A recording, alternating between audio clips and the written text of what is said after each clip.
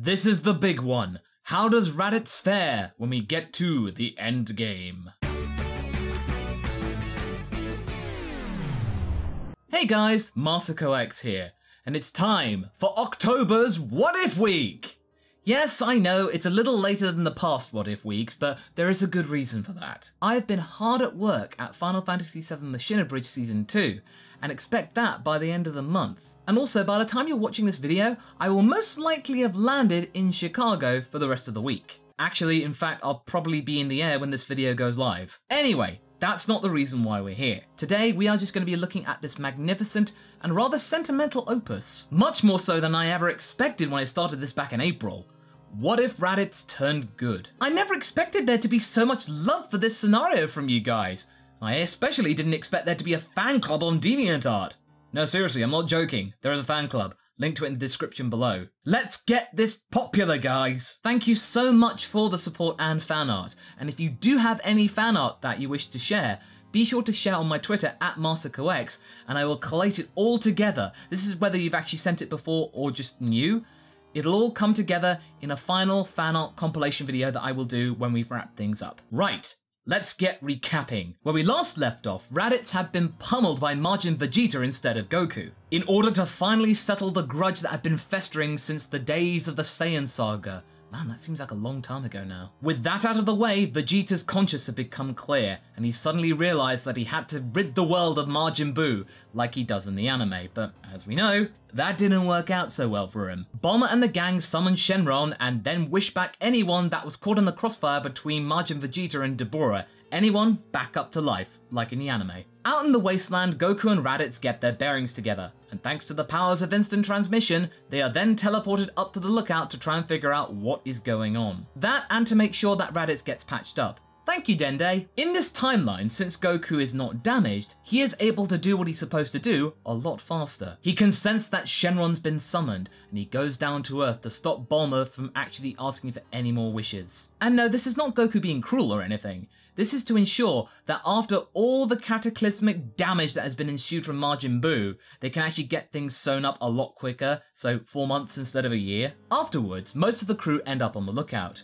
Ranch and the two boys Daikon and Muli actually see their father, now okay thanks to Dende, and they all get in for a big family hug. However, the outlook isn't so hot for the likes of Bulma, Chi-Chi or Videl. Their loved ones weren't so lucky, except Gohan of course. We know that he's still alive, but they don't. He's been healed by the Supreme Kai, and he's off on his own little journey in order to actually break the Z-Sword, as we know. Now, we are about to talk fusion. Goten, Trunks and Ranch have actually been relatively absent lately because there's not been much for them to do. But that's about to change. After Goten and Trunks lament their brothers' and father's deaths respectively, Ranch is all the more determined to actually avenge them. And it's actually quite understandable.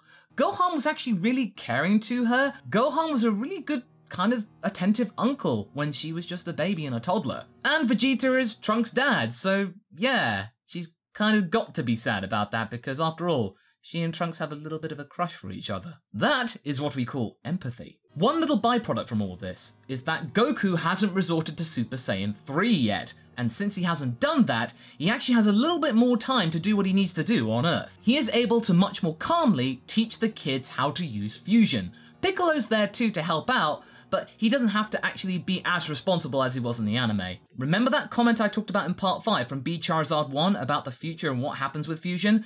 This is where it now finally comes into action. Goten and Trunks are really keen to learn what this fusion dance is, something that Goku learnt from the Metamorans whilst he was in the afterlife. Ranch wants to learn too, but she is stopped in her tracks by Goku. He feels like it would be too hard for Ranch to try and fuse together, and maybe because of the fact that she's a girl, it might not work properly. There are a lot of unknowns here. Goku doesn't really know, but he just wants to be safe rather than sorry. As you could imagine, Ranch is pretty hurt by all of this, not just for the actual action of not being told it because she's a girl, but because it comes from Goku. All of this time, Goku had been keen for her to actually get training and train with her father, and together they would all actually work out and practice and spar, and it was really good times, and then suddenly you get this slap in the face. It's not just her. Raditz is furious too.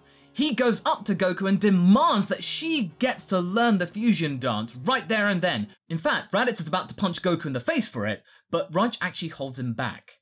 She just says, "It's okay, Dad. I don't really care anyway. Just let them get on with it." Raditz, albeit a little confused, ultimately complies because, hey, if Ranch said it, then it's probably okay. But don't worry. Ranch has got a plan. As Goten and Trunks go about learning the fusion dance, Ranch watches from afar, hiding her power level so that she's not sensed or seen. She observes the lesson unfolding, and she begins to understand the principles of the fusion dance, practicing it on her own.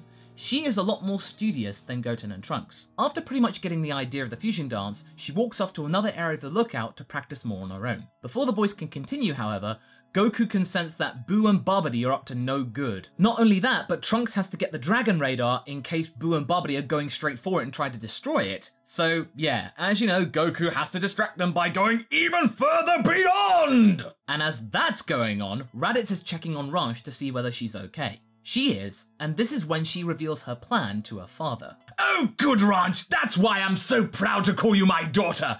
You showed my brother who's boss." She will make a fine teacher for the boys when they get older. Once Goku's done with distracting Buu and he's actually dispatched Babidi for just being such a grumpy Gus, the Saiyan returns to the lookout and everything tries to continue on. Because he hasn't used Super Saiyan 3 so much, he's able to teach the boys a little more about the fusion dance before he has to go back to the afterlife with Fortune Teller Baba. Just that little bit of reassurance means things go a little bit more smoothly. No Thin Gotenks here. Before leaving, he tells Goten how proud he is of him. He then asks where Ranch is so he can say goodbye to her, but then Raditz, playing along with Ranch's plan, sternly says that Ranch has gone home because she's so sad and full of shame. Goku feels a little bad about this, but he has no time to dwell. He and his brother share a somewhat hollow hug before he returns to the afterlife. A little while later, the whole Mr. Satan Buu/B ordeal goes down, and we then have to deal with the likes of Super Buu as he makes his way to the lookout. And of course, he then unleashes the horrible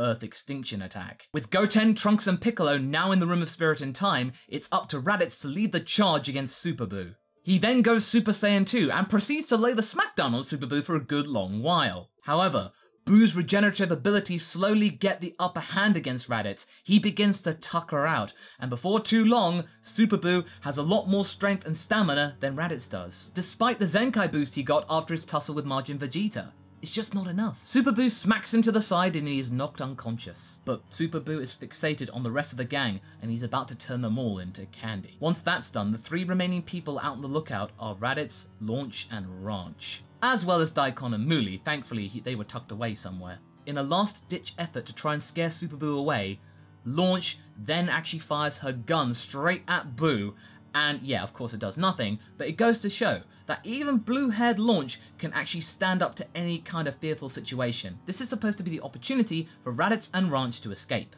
The power of Launch's love is right there for us all to see. She tells Ranch and the boys that she is proud of them and for them to get out of there while they can. Reluctantly, Ranch goes Super Saiyan and grabs her father and the boys and hightails it out of there, with Launch holding the fort somewhat. But ultimately, she too is turned into candy.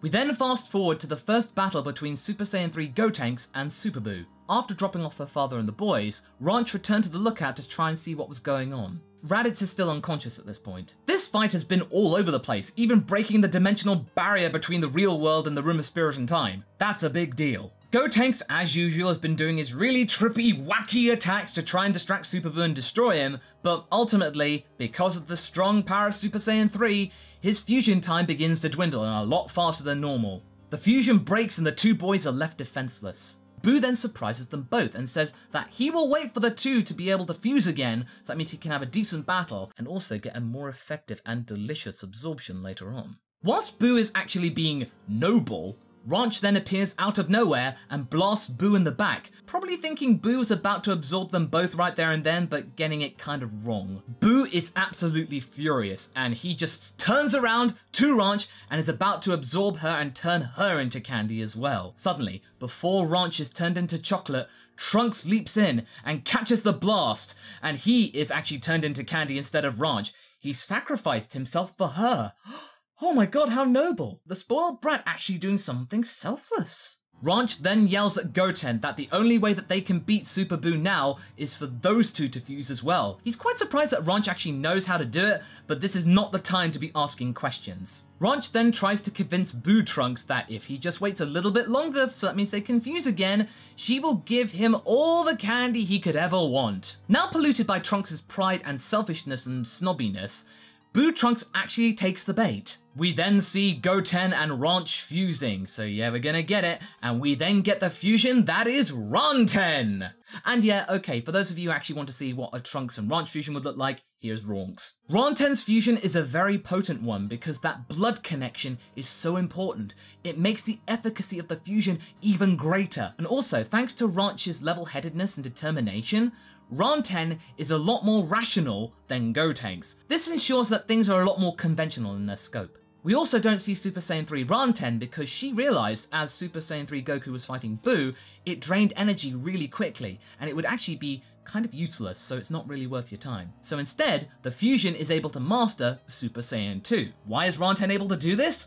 Well, it's all to do with the fact that Ranch would have been aware of Super Saiyan 2 because of Raditz and had actually trained against it, so it was just waiting, the potential was there, but thanks to this really effective fusion, she can now do it. The fight continues down on Earth and the battle is long and arduous. Since Super Saiyan 2 consumes a lot less stamina than Super Saiyan 3, the fusion lasts 15 minutes instead of 5. It of course reduces the time because it's Super Saiyan 2 still, but not as much. The fusion breaks. Ranch and Goten are left at the mercy of Super Buu and sadly, they're absorbed. We then fast forward to the point when Goku's been revived by the Elder Kai and is sent back to Earth to try and deal with Super Buu. Meanwhile, Gohan has learnt the ultimate form, Piccolo too has been absorbed by Buu, and things are beginning to look a bit bleak. Potara fusion is the only hope left. By this time, Raditz is awake again, has actually grabbed a few sensu beans from his home, and has actually returned to the battle scene in order to meet Goku again, and hopefully try and patch things up after their really awkward departure earlier. As Super Buu is dealing with Gohan and Goku, Raditz then slams into Super Buu in Super Saiyan 2 to try and distract him. This is the perfect opportunity for Goku and Gohan to fuse via Potara, and we get Gokhan. Except we don't. Like in the anime, Gohan is absorbed by Super Buu, and we then get Buuhan. And since Raditz is here, another important omission arises. Vegeta is not sent back down to Earth to try and fight Buu. King Yama's not exactly endeared to Vegeta, and since Raditz is there, and he's just as strong as Vegeta, he does not grant Vegeta a one-day pass back down to Earth. At least not yet. Let's see how Raditz does first. Since Raditz is Earth's only hope, Goku tells him about Potara fusion and that it's the only way that they can actually defeat Buu now.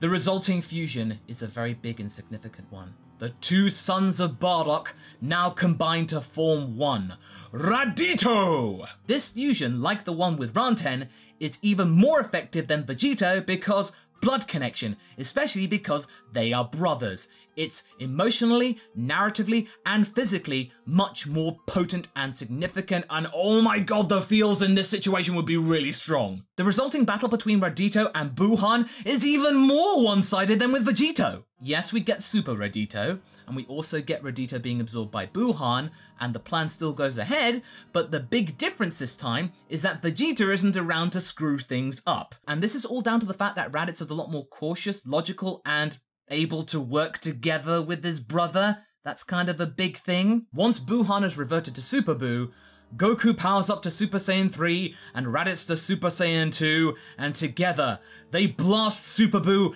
out of existence. Well, the reason why I wanted to do this was because this is a perfect way to convey the progression that Goku and Raditz have had.